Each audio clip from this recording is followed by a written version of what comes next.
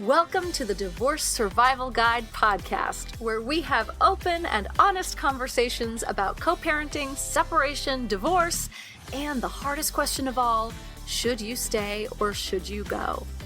I'm Kate Anthony, your divorce survival guide, and I'm here to help you navigate some of the roughest waters you've ever swum in and answer some of your toughest questions.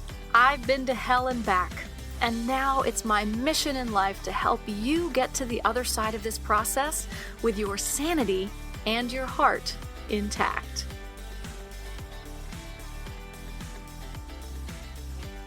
Hey everyone, welcome back. I am super excited about today's episode because we will be talking about one of the questions that I get asked most, and that is, I've been out of the workforce for a long time. How the hell do I get back in? And I'm really excited to be talking with Stacey Delo. She is the head of Après group, and she is the co-author of Your Turn, Careers, Kids, and Comebacks, a Working Mother's Guide. She is a career coach specializing in women navigating career and motherhood. And she consults with individuals considering career breaks and advises companies on how to retain mothers at work. The way I was connected with Stacey was that one of my clients actually used Après Group and got back into the workforce after a long hiatus, and she really wasn't sure how it was all going to go. And she got a job really quickly. And I immediately was like, who are those people you talk to? And it was Après. And Après connects women going back to work after career breaks or pivoting with jobs, resume reviews, coaching, and confidence. And then Stacey and I met and we got along like gangbusters. So this is a really, really great interview full of so much important information that you will definitely want to take note of. I just want to say, now that we're sort of back in September, kids are back in school, things are moving along. I just want to remind you that I do have this new coaching offering available, which is my 3 or 6 session pack. I think I've told you that, one of the reasons I decided to do this was that, not everyone can afford a full-blown premium coaching package like I usually offer. And so this is an option for you to get focused strategy sessions, either 3 or 6 sessions. All you have to do is fill out a questionnaire, and I will recommend, which I think is best for you, 3 or 6. But of course, it is your choice in the end how many you end up booking.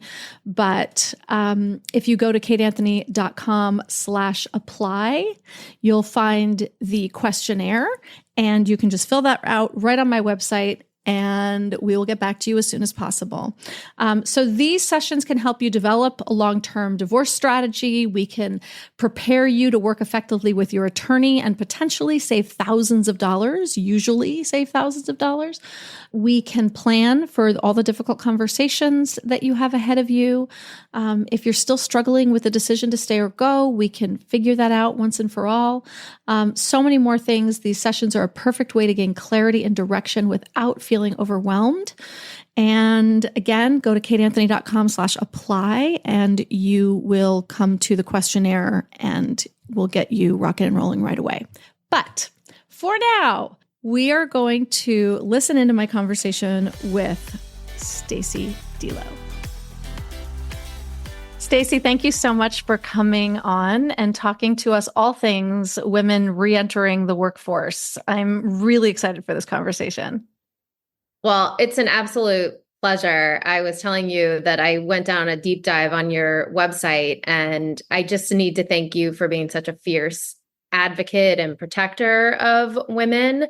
The work that you're doing is so important, and we know that firsthand at Après, given the number of women that we work with who are going through divorce. It really struck me, some of the things that you write about in terms of the constructs that women live in their marriages, maybe if we want to go down the path of patriarchy and all those things. Always, Stacey. I always want to go down that path. put us in these places sometimes. And it's very similar to what happens to women in the workplace as well. So I'm really excited to be here to talk with you as well. Thank you for saying that. And like I said, I am always excited to talk patriarchy and rabbit holes. But tell me, I'm curious now, what do you mean by that when you say that this is mirrored in the workforce? I mean, obviously, patriarchy is patriarchy. It's everywhere. It's everywhere, and it's not new. And people, people who are going through divorce, people who are maybe have taken a career break for whatever reason and are looking to get back into the workforce often feel like they're on this island and going through these things alone. And I think if you go back throughout history, and we don't have to go back too far, but you'll see that these are patterns that have been happening forever. And in terms of the workplace, where it's different, right? It's not technically a marriage. Maybe it's a marriage of sorts, but we have, no universal child care, access to affordable child care, no universal paid leave, prior to it taking a global health crisis to push employers to offer different work models, right? We've historically not had access to very flexible work structures. And even now, coming, out of the pandemic now for a couple years, we're seeing the challenge that the new world creates for women. It's really helpful on one hand to be at home and be able to work and take care of young children potentially, but it's also very distracting. And then the work is kind of never done because you're still the mom at home and you still are beholden to your employer. And then as workplaces demand that women go back or people go back into the workplace, that's creating a whole nother ball of wax, whatever you want to call it. I'm not sure what term I'm looking for there, but a whole nother set of issues that people need to contend with. And so all of this is to say that the main thing that someone can do for themselves in both of these situations is to really cut themselves some slack, because a lot of times it's the structures around them that have also contributed to where they are now. It's so true. I mean, I know that in the pandemic, there was something like, wasn't there something like 5 million women sort of had left the workforce because they, again, patriarchy, right? It's like, oh, well, since there is a gender pay gap, if we make less money, then we're going to be the ones that are kind of forced out to make that choice about, okay, I guess I have to take care of, the kids in Zoom school. But also what I saw too, in a lot of marriages, there was just this sort of assumption that the man's work was more important. I heard numerous stories from just women in my local moms groups, right, who were like, so he just walked into his bedroom and said he had a meeting and closed the door. And I have a meeting too, but I guess mine is less important, right? And so we were sort of pushed out in that way. Absolutely. Absolutely. And that had happened even prior to the pandemic, right? Sure. So, yeah, right. We have a generation here where more women receive more college degrees, more graduate degrees than men, and they have since the early 1980s. As women started having children later in life, they had more time to build a career prior to having that child. And then in many of those cases, they had married somebody with an equally powerful job. And so when it came time to, when it's like the shit hits the fan, and you realize that, oh, I've got little people in the house that need to be taken care of. Oh, childcare is extremely expensive. Oh, the daycare closes at 6 and I've got my last meeting at 5:15 and I'm not going to be able to make it across town before 6. These things, or somebody gets, somebody's ill and needs to stay home. It's like the woman is the one that picks up the slack. And in many of those cases, it's the woman that leaves their job. And not having universal childcare is such a huge piece of that, because you find that, oh, childcare basically costs my paycheck, or, or something close to it. And so maybe, do I want someone else raising my kids when it's actually there's no cost benefit to us as a family? I mean, yeah. Well, and then there's also, we work with women where it's clearly part of the culture of the family that the mom will not work. Yeah. And, I've worked with a number of women where that was the case. They were highly educated. And then something happens, the marriage falls apart, and they're in the middle there with nothing, they haven't worked. And that's okay. I want to be clear about that. That's okay, because there's always a job out there for you.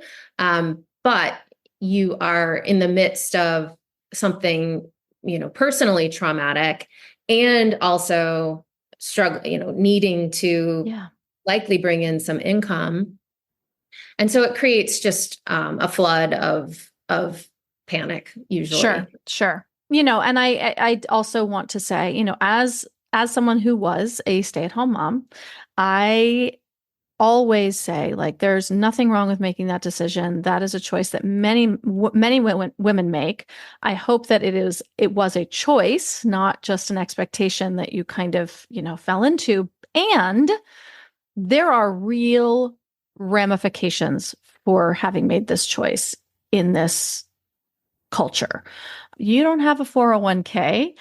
You haven't been investing in your retirement because your spouse was perhaps your retirement plan or whatever. There's not a lot of return on the investment that is made. And that's just a reality, right? That's not a judgment. It's just a reality that many women wake up to when they're getting divorced. There's generally no positive feedback. Yeah, right. There's no review at the end of the quarter.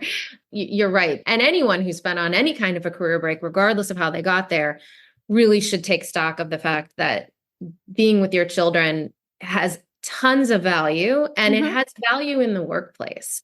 Yes. Because it adds to, what we call sort of the soft skills, which are in high demand these days. Employers know that it's very, very difficult to teach people empathy. It's difficult to teach strong communication skills, executive function skills, things that you practice as a parent on a daily basis, in running a household and in managing things, really can, conflict resolution, problem solving. All these things are very difficult to teach someone, but they're learned in parenting. So there's that, and comes just how do you take the transferable skills, and how do you communicate that to an employer? I want to get into all of that because I think it's really important. But I used to teach soft skills to corporate executives at Fortune 500 companies, and I can attest to how hard it can be to teach like a bunch of bankers who think that they're at the top of their game, and be like, hey guys, there are these really important things. Empathy, interpersonal communication, like all of these pieces that are really important. And they're like, yeah, but what's the bottom line and what's the dollar value here, right? And it's really hard to teach at that level, right? But when you can walk in with that as a huge piece of your resume, that's actually hugely beneficial. And the employers know they can teach you how to get to the bottom line, and they can teach you how to make the widgets and the business. They know that they can teach you the business, but it's the pieces that make you human and that make workplaces function that they really struggle with. So this is a real value that anyone who's been on a career break needs to write down all of those things that they've done on this, it's almost like it's not a career, it's not a break. It's a break from the workforce, perhaps. We're going to take a quick break. And on the other side of the break, I want to talk more about these sort of how to list these as core competencies that are actually relevant to a resume in corporate America, as opposed to like, I sat with my kids and, Right. So we will be Okay. right back and we will talk about that on the other side. With HelloFresh, you get farm-fresh, pre-portioned ingredients and seasonal recipes delivered right to your doorstep. Skip trips to the grocery store and count on HelloFresh to make home cooking easy, fun, and affordable. That's why it's America's #1 meal kit. With back-to-school season ramping up, that means shopping, after-school activities, and a lot less free time. Skip the meal planning and grocery store runs with nutritious and delicious meals from HelloFresh. They handle most of the prep, making getting dinner on the table easier and faster than ever. HelloFresh now has 6 portion plans that are perfect for feeding the whole family or to have leftovers for effortless lunches the next day. My favorite thing about HelloFresh is that the meals are really, really delicious. And with protein and veggie swap options, you and the kids can choose just the right combos for each week's delivery. And for a limited time, kids eat free. Go to HelloFresh.com/DSG kids to unlock this exclusive offer. 1 free kids meal per box for 2 months while your subscription is active. So that's free kids meals just by going to HelloFresh.com/DSG kids. This message is sponsored by Greenlight. A new school year is starting soon, and if you're a parent, you want to make this new school year an opportunity for your kids to learn important life skills and continue building independence. For that, I recommend Greenlight. Greenlight is a debit card and money app for families where kids learn how to save, invest, and spend wisely, and parents can keep an eye on kids' new money habits. Greenlight is the easy, convenient way for parents to raise financially smart kids and for families to navigate life together, even if living apart. We used Greenlight in my family for many, many years as my son was growing up, and it was really easy for us as divorced parents to add money to the parents' wallet ourselves and then give our son his allowance or add money as needed to his card. We were each able to add our bank account so that we were able to do this as a separated, divorced family as well. So sign up for Greenlight today and get your first month free when you go to greenlight.com/DSG. That's greenlight.com/DSG to try Greenlight for free. Greenlight.com/DSG. We are back. All right. So before the break, we were talking about sort of these core competencies of empathy and the soft skills that perhaps are actually really, really valuable in the workforce. One of the things I wanted to say is that, like I said, I used to teach this at investment banks and stuff. And I remember hearing the CEO, I think it was, of Citibank, saying to their group of recent graduates from B school, they were coming in as, I think they were new associates or new VPs, actually. These were just new VPs, saying, listen, when we had the financial crisis and the crash of 2008, everyone had to take a look at what was missing. And this is what was missing. So you may think, right, empathy was missing, interpersonal skills were missing. So these are the things, you may think that this is not relevant to your growth, as a banker. But let me tell you that your skills, your hard skills, everything you learned in B school, all those things will get you to a certain point. The thing that's going to get you above that is going to be these soft skills, the relationships, all of those things. So this stuff is really important. I love the that. CEO of Citibank said, saying, hey guys, when you go into this, pay attention. So I just wanted to sort of highlight how important this stuff is. So how do you, when you have a woman who is a stay-at-home mom who comes to you and says, I don't know how to put together a resume that looks like anything anybody really wants to hire me for, or I don't even know who I am now or what I want to do now. I think Yeah. you said something, you talk about what is it your turn to do? And I Right. love that Thank you. because we're not the same as we were before. No. And you have what I love about the concept of your turn. And I tell people that we work with to like stomp their foot and say it out loud, put it, write it. I'm a big like write it down and put it somewhere where you can see it. It is my turn. It is your turn. Like say it out loud, stomp your foot while you say it, because often, and particularly women fall into this, they've put everybody else before themselves. That's right. And when you're out of the workforce, your confidence plummets. And it happens really in that first year. And this happens across the board with people who've been lawyers, investment bankers, people with PhDs. So it's people who have, big educations and big experiences. And all of a sudden they're like, am I just the chicken tenders server? They forget all of the pieces that have brought them to where they are today. So when someone comes to us, the through line is that their confidence is shot, and they're in a panic of what am I going to do? And sometimes it's related to maybe not wanting to go back and do what they had done before. If you had been an investment banker, it's not the most appealing role to always want to go back to. We certainly work with people who do go back to that because they are driven and that's their mode.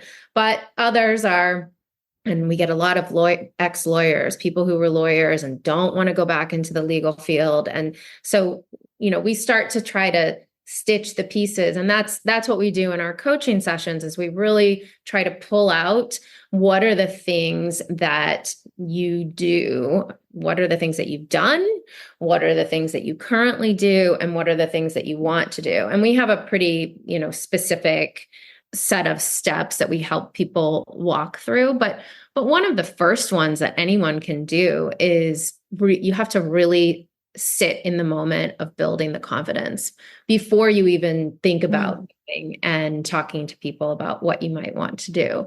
You need to, silence the inner critic and put away the guilt. And you need to own the gap. You need to feel really good about it. You should, like we just talked about, all your transferable skills, all that volunteering that most have done. If you are volunteer, if you're on a break now, or you're not in the workforce right now, and you are volunteering, start to put some numbers around the things that all the fundraising. Just try to be a little strategic in some of that volunteering. That's a little bit of an aside, but really work on your confidence, because you won't be able to confidently talk to somebody if you aren't 100% confident inside. Yes. It's so true. And, it's interesting. I think that there has definitely been a culture shift. I hear women say all the time, like, well, how do I explain this break in my resume? How do I explain it? And my response is usually, or as always, do you tell them exactly, I stayed home with my children? Like, this is not something and that's it. It's very, very quick. It's not the full story. It's just, I stayed home with my children. And now I am ready to whatever those XYZ is. That's right. Yes. But go back and revisit some of those wins. Like really, if you worked prior to having children, go back to those moments in your job and sit with what were the successes? What were the things that I really enjoyed doing? What do I want to take from that and put toward what's next? And what do I want to leave behind?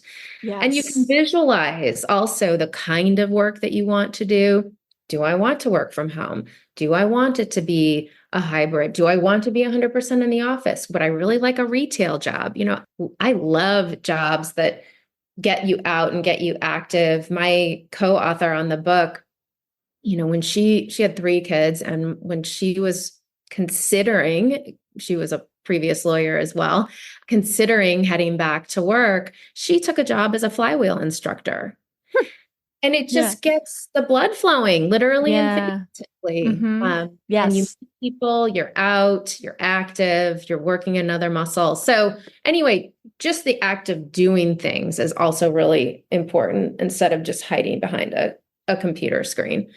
Yes, I think that's so true. I always think about a woman that I know who was married, but she hadn't worked in a long time. She didn't have to. She raised her kids and all of the things, but she was suffering from a very crippling depression and sort of a existential crisis of like who she was and, all of those things. And her kids were grown and going to college and like, now who am I? But it was very deep and dark for her. And she went and got a job at a local clothing boutique, and her whole life changed. And she was not, she was making not very much money. It didn't matter in her case. It was not for the money. Right. She was like lit up like a Christmas tree every single day. She was so excited to go to work and help women look amazing and, buy things. Happy with purpose. Right. And there are, agreed. There are times when you need the money, it's a must, you need the benefits. Yeah. That's and right. and that is a different type of job, but in a situation like that, I love those stories. And there are lots of jobs like that. Well, there are. And also I think that work begets work, right? And so, right, if you want something done, ask a busy person. So if you're looking for something bigger and you're looking to get back into the, quote, workforce in a more like career-driven way, even getting a job like this might spurn that a little bit more in you, right? Exactly. And you never know who you'll meet. And that's why building the confidence, which you're doing while you're working, and doing a little bit of the thinking and advance of what you might want to do so that when you do have that moment of talking to somebody and telling them big picture what you'd like to do, you're ready. I love that. When you're working with women who really don't know anymore, they're like, I have no idea who I am anymore. I don't know what I want to do. Tell me a little bit about the process of helping them figure that out. Well, what I believe I know to be true is that everybody actually does know who they are and that they have let it go. They have just bottled it up somewhere inside and pushed it aside. And so by talking and asking someone to really start, I let them start as far back as they would like to in terms of telling me about themselves and walk me through all that came to today. And then what we do is we dive into some of the specifics of the work pieces, because there's usually some pivots or changes along the way. And we get really granular on, did you like writing reports?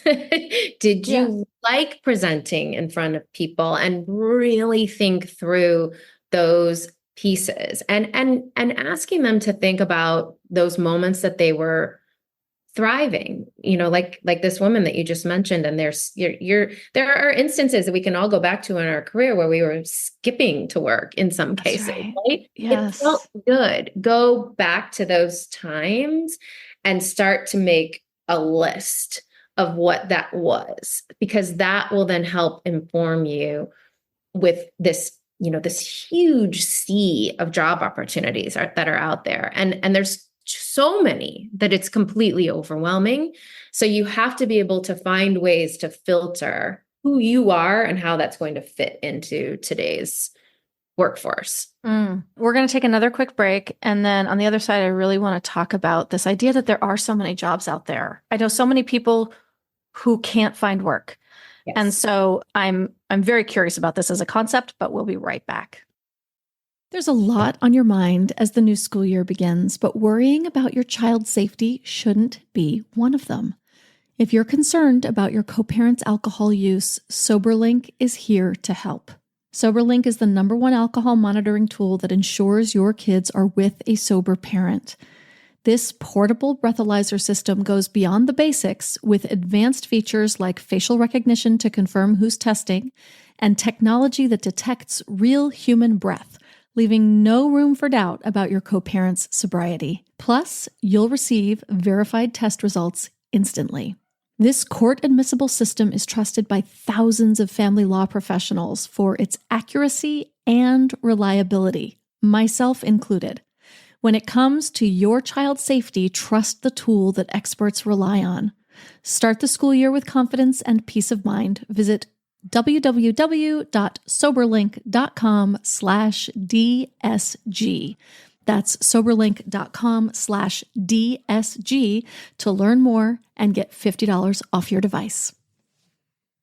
Lynn, this time of year, parenting can be such a flusterclux. You've come to the right place. I'm Lynn Lyons, and I've been treating anxious families for over 30 years. I'm Lynn's sister-in-law and co-host Robin Hudson. Join us for Flusterclux, a podcast for parents who worry. Wait, that's everybody. Yeah, these last few years have felt like one long anxiety attack for so many. Why do you think parents are always surprised that a podcast about anxiety relates to them, even if no one in their house has an anxiety disorder? Well, worry is human. Everyone does it, and anxiety shows up when we face uncertainty. All the parenting tips you've taught me have been essential. I love to break it down into skills we need to manage worry in our families. We've covered so many topics: depression, burnout, meltdowns, perfectionism. Don't forget scary mothers-in-law. Right, but of course that's not my mother-in-law. Because that's my mother. And a listener. As a psychotherapist, I like to teach parents and kids how to respond to everyday moments in healthy ways. Managing anxiety really can be taught. It really can. And I'll even tell you what to say. We talk about serious stuff,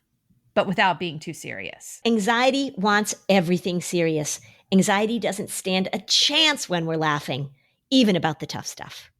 Before the break, we were talking about how there are all these jobs out there. And yet I know so many women who can't find work. Yes. I'm a bit of a glass half full, or not a bit. I am a glass half full person. Mm-hmm. Mm-hmm. When I hear all the doom and gloom right now about the employment picture, it's down. Hiring is down. People are still getting laid off. There's still some shakeout, if you want to say, happening. Yeah. But from a historical perspective, unemployment is still pretty low. Just because hiring is down doesn't mean that hiring isn't happening. It is happening. There are still close to 8 million job openings across the United States. Wow. Now, it doesn't mean that it makes it simple to get a job. And you kind of have to buckle up for the process, because I do think that one thing that's really changed since I entered the workforce, where you could talk to someone and say, I think I could be good at this. I think I could be good at that. And they would make these connections like, oh, you should do this. You should do this. Go talk to Jerry. It's not like that in the marketplace, in my opinion, right now. You really need to be, there are so many job titles. There are so many different types of jobs, and you really need to be able to pin yourself into at least a bucket of job titles, let's say.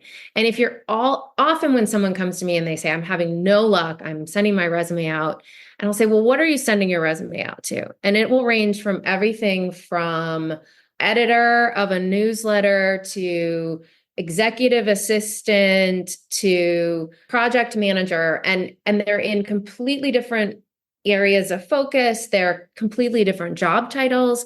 There's no cohesiveness to the types of companies. And so you really, to me, the strategy is to get really specific. I want to work for a company that has under 500 people, that focuses on climate tech or something with sustainability. And then you just really dig in and kind of commit to those, focusing that way, as opposed to boiling the ocean and scrolling on LinkedIn, because LinkedIn is a blessing and a curse. It's a wonderful tool.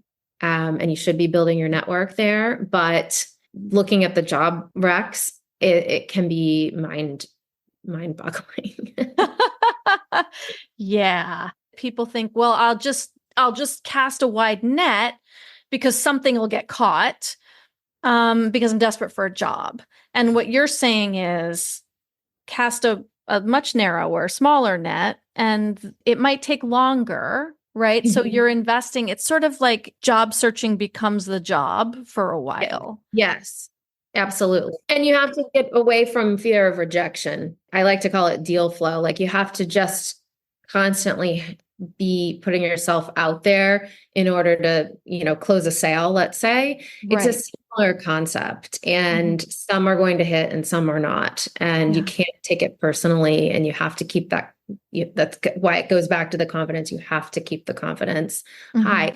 And it depends. Sometimes it's really quick for people. Sometimes when they come to us, they've identified a job that they're excited about, and then we can really help them position their information and story and materials toward that position. And oftentimes in those cases, people get hired really quickly. But if you're really swimming in what it is that you want to do, you have to do the work first to get clear on that.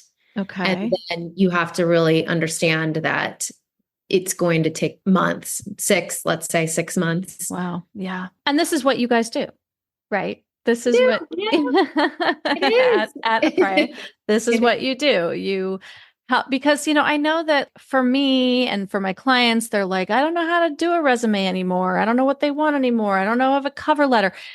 I mean, cover letters in themselves, it's like every single time you are applying for a job, you have to come up with this. Right. I know. It can be so overwhelming.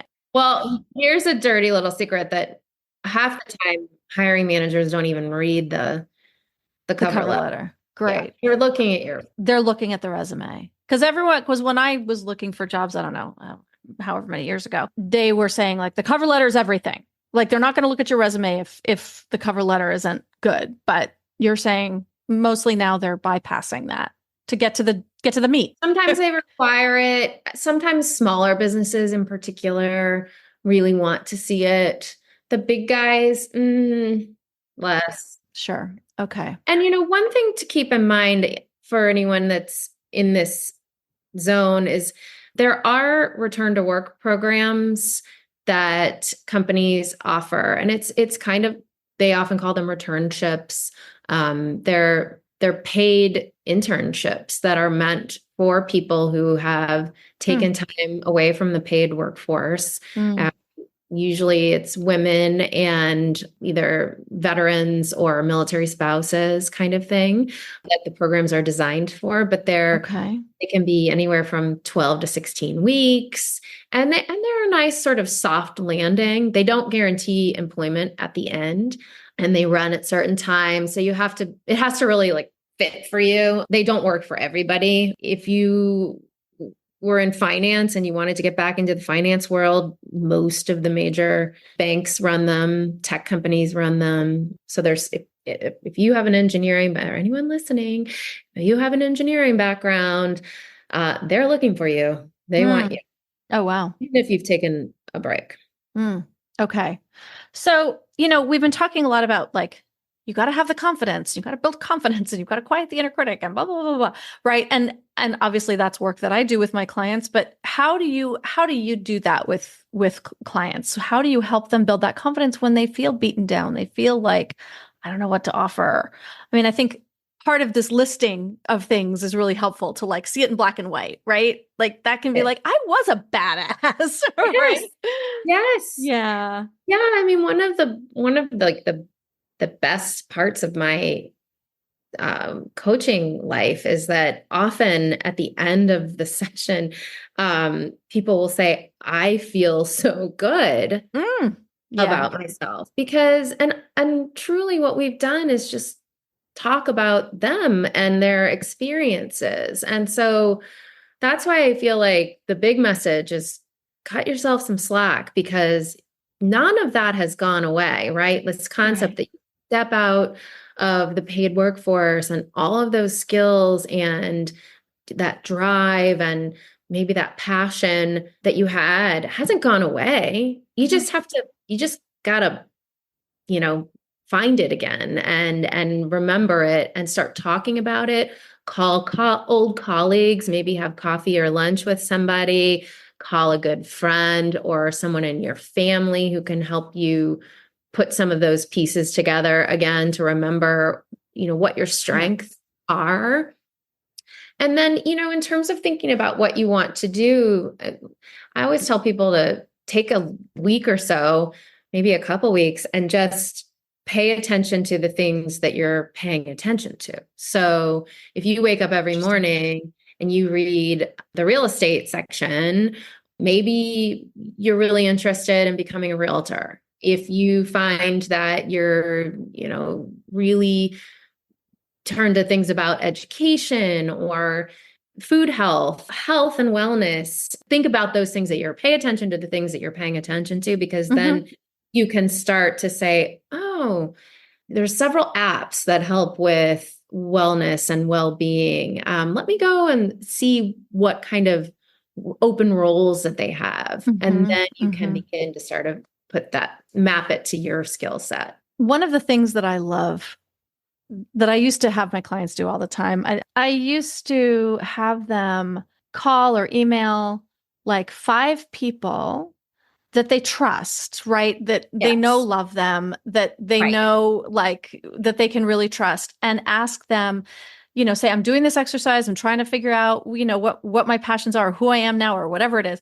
Can you give me 5 things? Give me a list of 5 things that make me unique. What's unique and special and awesome about me? Yes. Right. And what you tend to get back are very similar lists, and but also I find stuff that you don't realize about yourself, that's how people see you. Our superpowers tend to be invisible to us because we think everyone has this superpower, but to other people, they're like, no, you have this gift in this area. And it is very unique to you. And you're like, oh, really? Oh, cool. Great. And that's such a great exercise. You should be doing that. I know. I got to bring that one back. Bring that one back. Gaia agrees. My dog's like, yes, bring it back, Mom. Bring it back. Yeah. Everyone do that. That's your assignment from this podcast episode. And then write us and tell us what you learned. Yeah, exactly.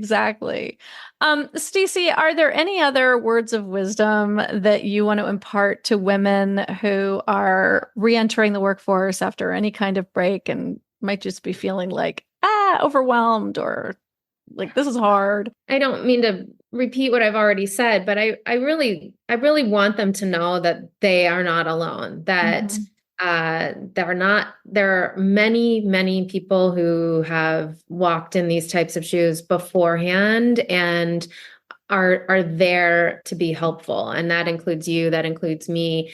In general, the world is like, most people in your life want to be helpful in some way, shape, or form. Once you have done a little bit of the exercises and the work that we've been talking about here, you will begin to reach out to your network, and your network will be there for you. That your network hasn't gone away, and the core pieces of who you are have not gone away. You just need to call them out, like holler, where are you? That's right. That's right. That part of me that really loves public speaking. It's time to step forward. Yes. Not to sound like a crazy person, but that's what I mean. No. I'm like, no, we are calling on maybe older parts of ourselves, or right. It's not dead and gone. It's not right. It's not gone. You just may have to dust it off a little bit. And I love the idea of calling for it. In my work with clients, I do some therapy speak, it's parts work, but we all have these facets to us.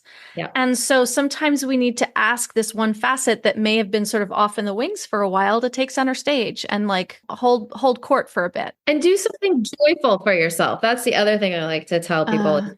I talked with someone at one point who really loved running and had completely put running away. Go back and start running. Right. Keep going. And while you're running, you might have some new thoughts, but go back to those things, painting, tennis, do something indulgent if you can for yourself, just to get it flowing in a way that will help bring forward some of those old pieces. Yes. If you're looking for a job, you don't have to sit at your desk for 8 hours a day. willing yourself to get a job. Like, don't punish yourself into submission. Wow. Still enjoy those other things, because that is when the creativity bursts. It is. Yeah. Exactly. Stacey, where can everybody find you? I don't know if I said this at the beginning, but the reason I found you was that one of my clients worked with you and your team to get a job after having been a stay-at-home mom for 10 years. She had not worked in a really long time. Yeah, I think it was 10 that she'd been out of the workforce. And she is in an amazing job. She's so happy. And so this is what you do. You and your team help women get back into the workforce after career breaks. Your book is called Your Turn: Careers, Kids, and Comebacks, I think is that right? Yeah. That's it. Good job. This is what you tell everyone, where they can find you and all of the things that you do.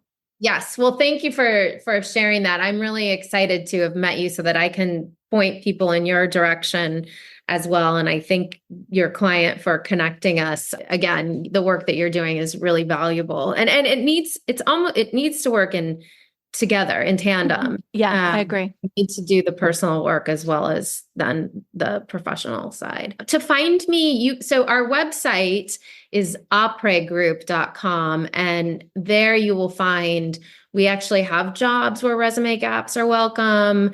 You can that. all of So our great. coaching options. We do regular webinars that are free. We have monthly meetups. So anyway, there's a variety of ways that you can kind of get connected there, and you can find our social handles there as well. But that's probably a good place to start. Okay, so that's Après Group, APRES group.com. Yes. The French for after. For those It's a mouthful. those who didn't have to take French in their schooling, which I did. Yeah, all of the social media. There's the website is chock full of amazing information. So absolutely head over there. And if you're in this place where you're reentering the workforce, I cannot recommend Stacey and her team highly enough. I think what you guys are doing is amazing, and it's so needed. And I'm going to send everyone to you. Thank you. I really loved talking with you. And again, thank you to you for all that you're doing. Women should feel comforted knowing that somebody like you is out there to be helpful in what is a challenging time in their lives. Thank you so much, Stacey. Thanks for tuning in to another episode of the Divorce Survival Guide podcast. If you like what you hear, head on over to Apple Podcasts or wherever you listen in and leave me a review. And don't forget to follow me on Instagram at the Divorce Survival Guide. I'll see you next time, and until then, remember, you, my love, deserve to be happy.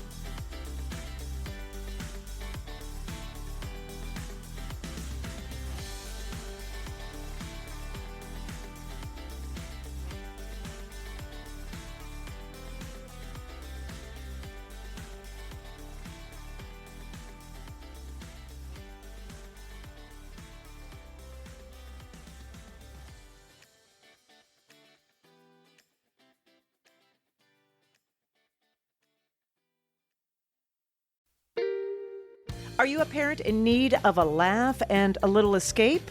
Look no further. Parenting is a Joke is the podcast you've been waiting for. Hey, I'm Ophira Eisenberg. I'm a stand-up comic and parent. And each week I chat with one of my top comedian pals who, just like you, are juggling careers, busy lives and schedules, and raising a family.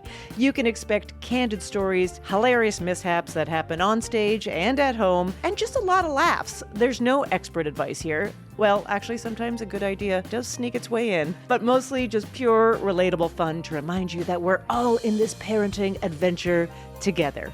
New episodes of Parenting is a Joke drop every Tuesday, so tune in, get ready to laugh, unwind, and maybe even feel a little bit better about your own parenting. Because sometimes that's exactly what your therapist, pediatrician, and bartender ordered.